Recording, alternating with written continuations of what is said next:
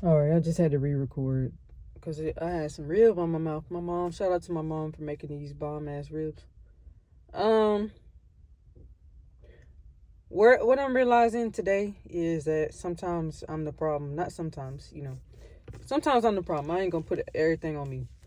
And I have to learn that if I want healthy relationships, for instance,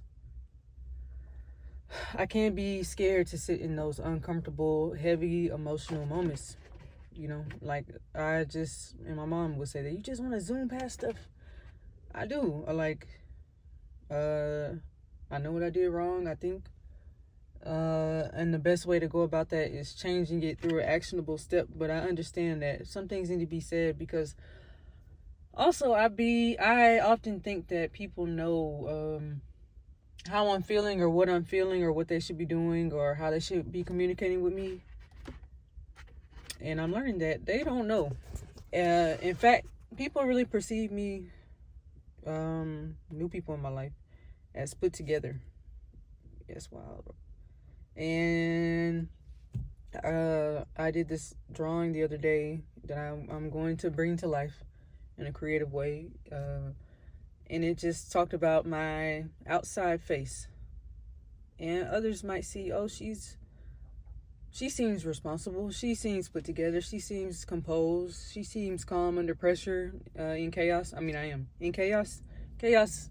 That's where I can feel most comfortable shining because I'm used to it. So, but if you go a little deeper, if there was like a tunnel, a cone that you can peep and peer into my soul, into my mind, into my heart, then you would see and discover and unearth a lot of insecurities that you probably don't think are present.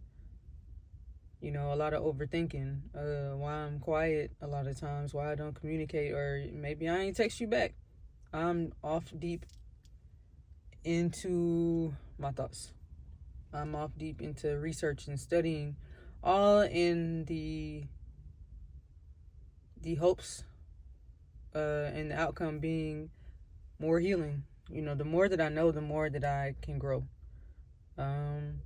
And I'm learning the more I feel, the more I can heal. But a lot of times I am detached from my feelings. And I'm gonna make a separate video about what it's like being raised by an Aquarian father and a Gemini mother. You know, very intellectual, very think through things. Yeah, two powerful people in their own rights. But I say that to say I've been taught to be detached, and I'm learning. I've always been emotional and sensitive. That's not what I'm saying. I'm not saying that I'm detached. What I'm saying is I have learned to live in a detached way, relationship wise. So I'm learning to be more in my emotions, and present with another person, in whatever capacity when it comes to a relationship. So, I just woke up thinking, okay, I'm getting in that phase where things are getting hard. People are hitting me up, expressing their frustrations, and I want to fix it. That's what I want to do. How can we fix it? How can I solve it? And I feel like a failure if I can't help you, you know. And I feel overwhelmed and burdened when people do express themselves to me because I do have such a heart that wants to help. And I'm realizing helping can just be staying present with someone while they're dealing with their shit and figuring it out. Helping can be, not running away. Some things you can't solve. You can't solve everything. Or if I'm dating someone and we get into it and I want to blame her and say, she's the reason I feel this way. She's to blame. Well, that's not true, is it? We're allowed to feel things. Certain people are going to bring certain things up for us that we're meant to then address. Don't ignore it. You address it so that way you can figure out what is it in you, or what is it about this person, what are they mirroring for me, in a sense, that causes these feelings to be brought up, and why am I having, what's the deeper reason I am having these feelings. So anyway, I'm on this journey, y'all. I love the progress that I'm making every day. I feel a little lighter, only because I'm learning to love myself more for how I am and who I am right now in this moment, not for who I could be, what I could be. And understand that every day is an opportunity for growth. Every day is an opportunity to love myself and be present. And I can't love anyone else until I'm able to love myself. So I'm in that process of learning how, like, treating myself like I would treat someone else.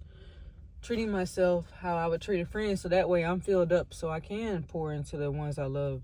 I'm learning that. I'm learning to stick to my boundaries. Like, it's okay that I'm not Superwoman. I can't help everybody. At work, y'all might go through this if you are responsible, or you like to work, or you like to achieve. You like to be known as a person who gets things done. Well, sometimes, especially within education, everybody gonna need you at some point. They see that you're reliable in a sense. They see that they can depend on you. You're able to handle conflict, chaos, and stay calm.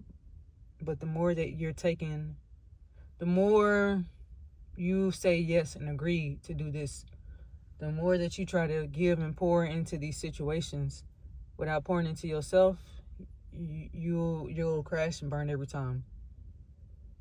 So I learned in my life and in my previous situations, when I have issues, it's because my energy spread too thin, and I'm saying, yes, I can do it. I'm trying to prove to myself and to them that I am that nigga, that I am capable, that I am worthy, And now I'm getting to the point where, I can't do it.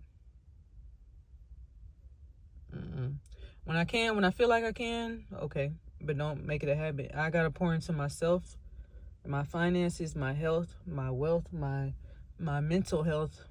I have to pour into myself right now. And so being selfish is okay. Yeah. But maybe I will post this at some point or come back to it.